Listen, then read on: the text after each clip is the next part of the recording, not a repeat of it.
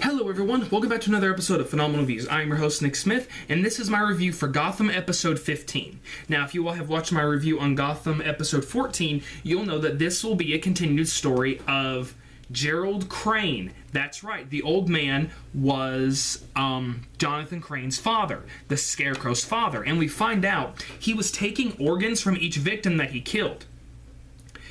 He's doing this because they're building up to the fear toxin, obviously, for those who have played Batman Arkham Asylum, watched Batman Begins, or anything that's associated with Scarecrow in general. I was wondering, I was like, why is he trying to make this? We discover he's trying to make himself get rid of fear. He's trying to make himself like Daredevil. He's trying to have no fear, and he makes the fear toxin. He injects himself with it, and we find out he is afraid of fire. He sees his apartment in flames, and he sees that his wife has died, and that's what they've been trying to do with this whole thing, is that they've been figuring out that his wife died, and he was afraid of fire. He was afraid to do anything. He'd let his wife die. So he's like, okay, I couldn't protect my wife, so I'm going to protect my son no matter what. I'm going to make him have no fear. He keeps injecting his son with the fear toxin. And so now it's up to Gordon and Harvey throughout the whole episode to find him, stop him from what he's doing, and arrest him. You know, like the usual stuff.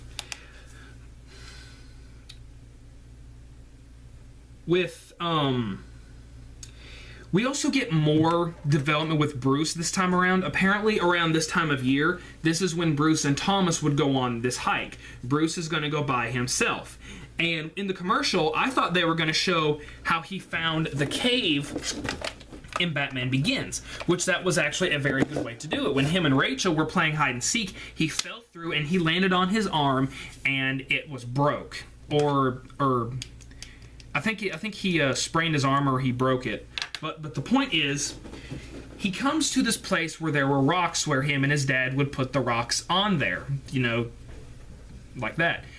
When he goes there, he finds a rock and he puts it there, but then he starts throwing the rocks, and he's still grieving over his father's death, because his father taught him how to do almost everything, and his father was like his best friend, and he lost his father, and he's still grieving.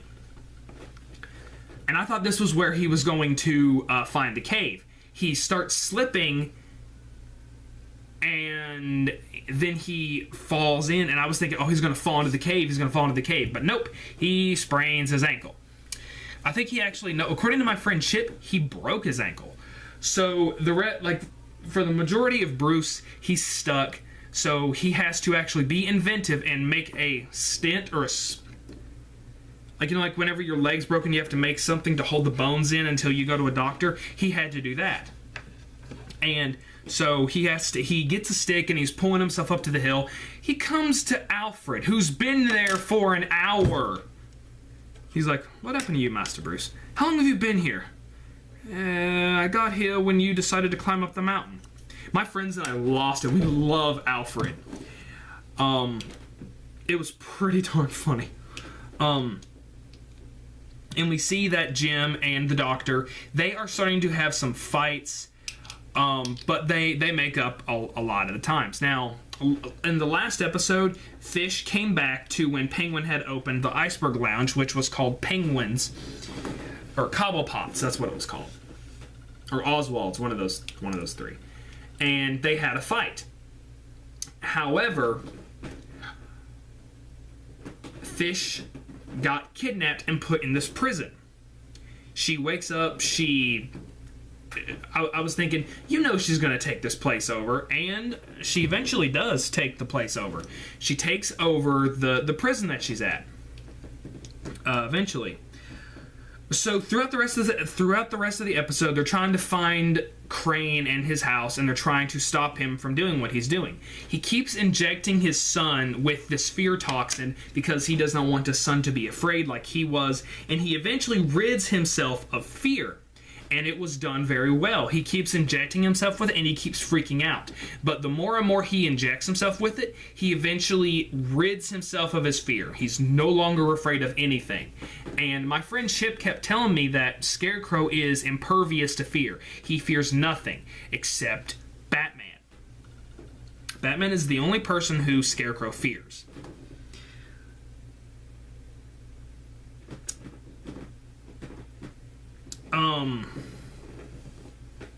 You know, with this is where we see in this episode, Barbara finally comes back, and she walks in, and there's Ivy and Selena just sitting there, and she's like, hey, what's up? It's not anything like, why are you in my house? Get out. Get out of my house. No. She's just like, oh, hi. And then she just lets them stay there. While the whole entire time she's trying to get all dressed up for Jim to go try to get him back. Which at the end of the episode, because of the arguing that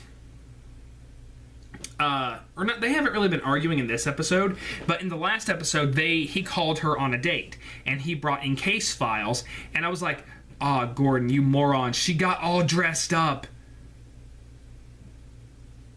And so then he's like, I did want to see you, it's just I haven't been on a date in 20 years. So eventually she does find out what Crane has been doing, and that's how this whole thing came about.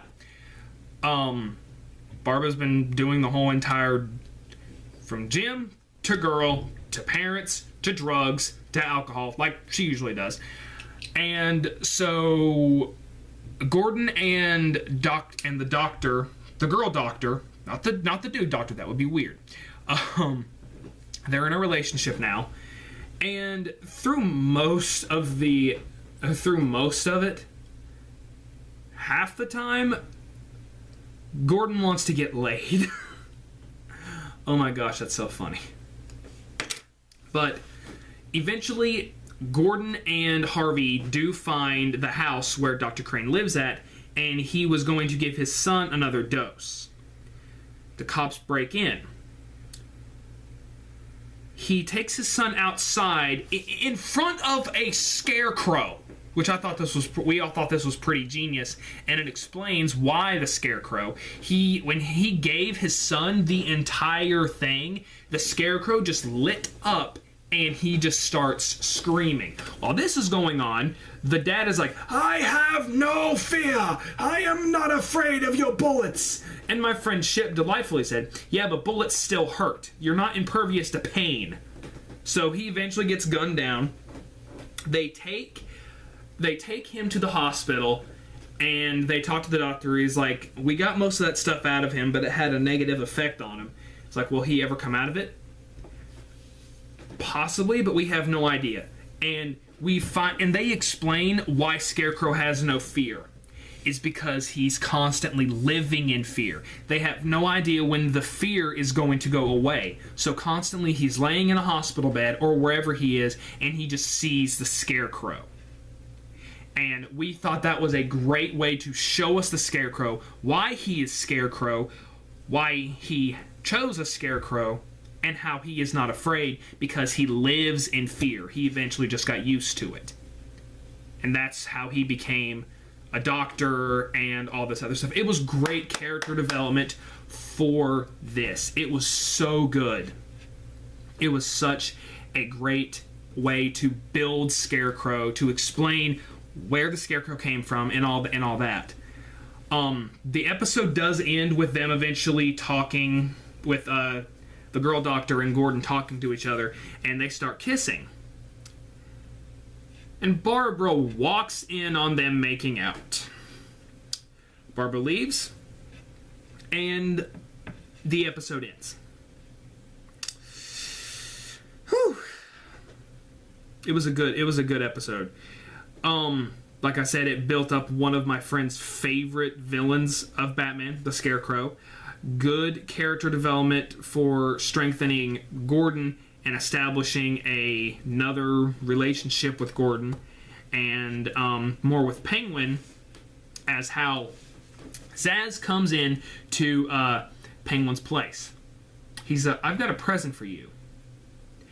He has Butch. And as you all know, if you remember when the episode when Fish left Gotham, and how she got kidnapped, she was on a boat and it got raided. She said to Harvey, find Butch wherever he is and help him. Find him and help him. Harvey agrees to it. The episode ends with Zsasz bringing Butch in, and he's like, that's Butch. Where did you find him? I found him. After a little bit of work, he made Butch his own lap dog. You tell Butch to do anything, he will do it. So now Penguin has someone to help him work on the club. And it's going to be dark for Fish when she finds this out. Ooh, I can't wait. It's probably already happened. But, guys, put in the comments below, what did you think about episode 15? I thought it was great, as I have said, a great way to establish the Scarecrow and just everything with that. I thought it was great. I hope you guys are enjoying this second half of the first season of Gotham. I can't wait to see what they're going to do with Season 2. Guys, you have a good day.